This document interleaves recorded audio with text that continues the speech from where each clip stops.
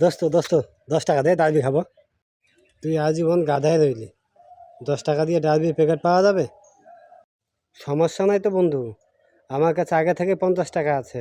তো 10 টাকা দিলে 1 প্যাকেট ডালবি হয়ে যাবে। দে বন্ধু দে।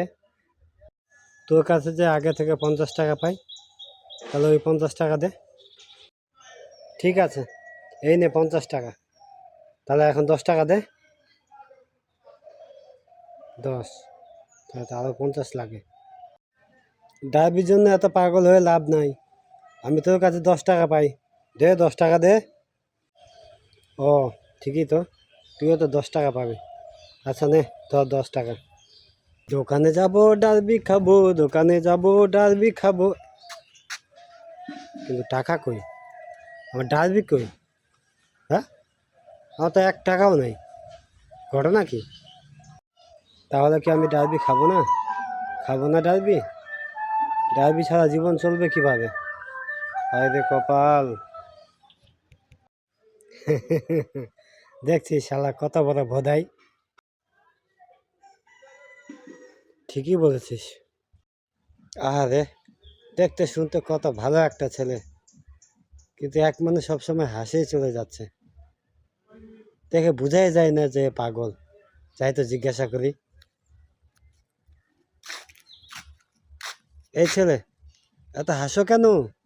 কি সমস্যা? না না, কিছু না। ভাবছিলাম যে এই শীতে সবাই ধুমধাম করে বিয়ে করতেছে, তাই চিন্তা করলাম আমিও করব। পরে দেখি আমার বউ আছে, বাচ্চাও আছে। হ্যাঁ, ভাগ্যটা ভালো। আমার কাছে লাঠিও নাই, সরিষার তেলও নাই। যদি থাকতো তো ওই লাঠিতে সরিষার তেল মাখাইয়া একবারে কি করতাম জানো? ওই তো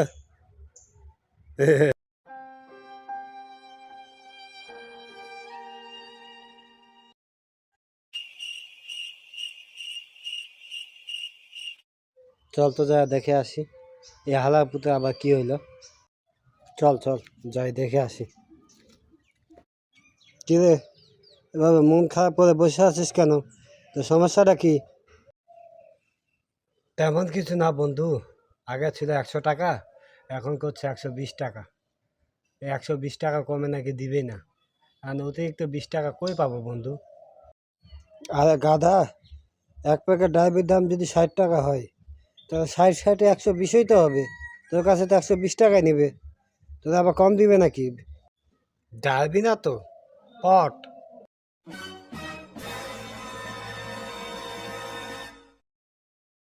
হুম, আজকে বুঝলাম এই হালার মাথায় চুল গজায় না কেন। শালা পট খোর। হতে পারে, তবে আমি একবার বদরুলের মুখেই শুনছিলাম গাঞ্জা খাইলে নাকি পায়খানা ক্লিয়ার হয়।